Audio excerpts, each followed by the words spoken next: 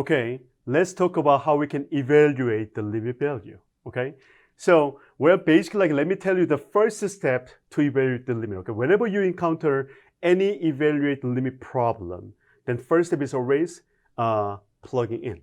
Okay, so look at the first problem. Let me try to plug in 3 in there. Then what happened? It is 1 over 0. Okay, is that legal or illegal? Okay, as you know, you cannot put any 0 on your denominator on fraction, right? But keep that in mind. Limit means x getting approach to 3 but never be equal to 3. Does it make sense? It's really close. How close?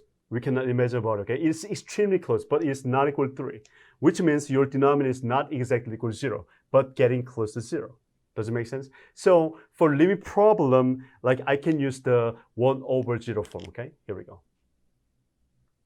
It is equal to 1 over 0, right? But like, let me write your power as well, because this is important, okay? So let me rewrite this one. 1 over 0 to the 8, okay? This power is important, okay? So like, before to talk about like the detail of this one, but keep that in mind, your answer is does not exist, okay? So like, to talk about this one, let me talk about one important, okay? Let me give you one note here, okay? Whenever you have 1 over 0 form for the limit problem, then your answer has only 2 choices, okay?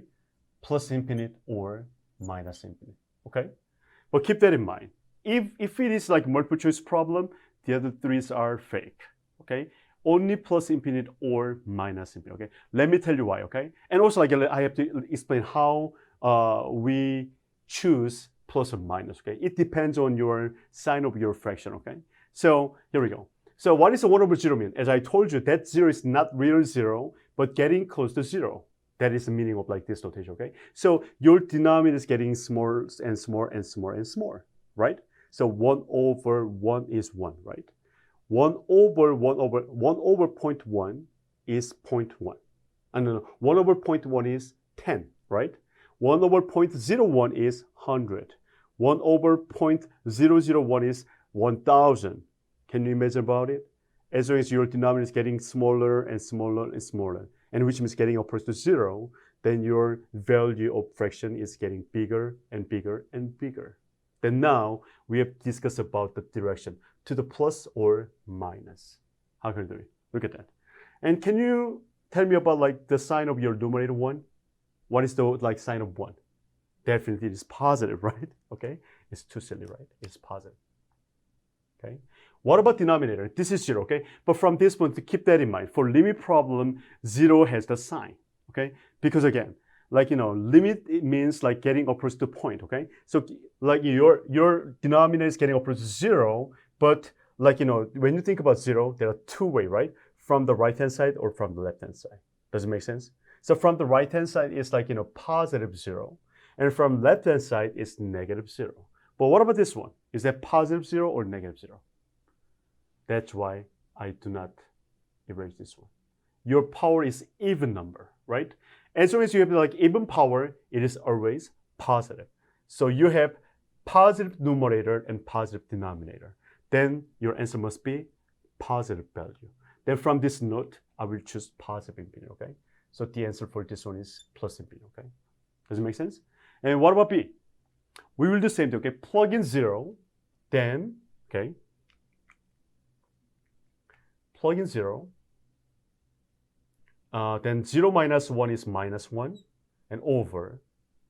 Plug in 0 and 0 square, and 0 plus 2 is 2, right? And anyway, your denominator equals 0, okay? But like, you know, to decide your sign, that's why I leave like this, okay? But keep that in mind. This is exactly 1 over 0, or, okay, let me update this, okay? Not 1 over 0, but it's non-zero number over 0, okay? It's much more general, okay? So what about sign of numerator for this case? It's negative, okay? And what about sign of denominator? 0 squared, no matter what, positive. And positive times positive is positive. This is positive. Oh, I have like a non-zero over 0 form, but it is negative over positive, which means my answer must be minus infinite, okay? Let's practice a little bit more with these 3 problems, okay? But these 3 problems are one set. because we are talking about like -2 plus and -2 minus and -2. Okay, so let's start from the problem C first. Okay, here we go. Again, to evaluate the limit, we're gonna start from plugging in. Okay, plug in -2. Okay, when you plug in number and forget about the direction. Okay, so -2 minus, which is -3, over -2 squared, which is 4, times 0, right? But think about this one, this 0. I'm talking about x plus 2, right? My x approaching -2 from the right-hand side, which means x is a little bit bigger than -2. Does it make sense? Okay? A little bit bigger than -2, for example, like a -1.9, something like that, okay? -1.9 plus 2 is really, really small positive number, okay? Then I can say this 0 is 0 positive. Is that okay? So like your numerator is negative and your denominator is positive, but which equals 0. Then your answer is minus infinite. Is that clear? Let me do again with D, okay? Here we go. Same thing. I'm going to plug in -2 in there. Then -2 minus 1 is -3. Same thing with previous problem. And -2 squared is 4. And again 0, right? But look at your limit. X goes to -2 on the left-hand side, right? Which means your x is smaller than -2 and very close to -2, okay? Like just imagine about like a little bit smaller than -2 number, which is like, for example, -2.001, okay?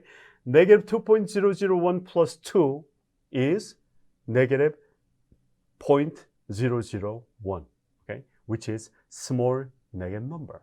Does it make sense? That is the meaning of 0 minus. Is that okay? So numerator is negative and denominator positive number times small negative number, which is negative. Then your answer must be plus infinity because you have like negative over negative. Is that clear? Okay. What about E? Well, whenever you have to evaluate the limit value, you have to check your left limit and right limit. Okay. If they are equal to each other, there is limit at that point. Okay. But like for this case, since they are not equal to each other, okay. Again, like problem C is like your right-hand limit, okay? And D is left-hand limit, okay? They are not equal to each other, then no matter what your answer for the last one is, does not exist.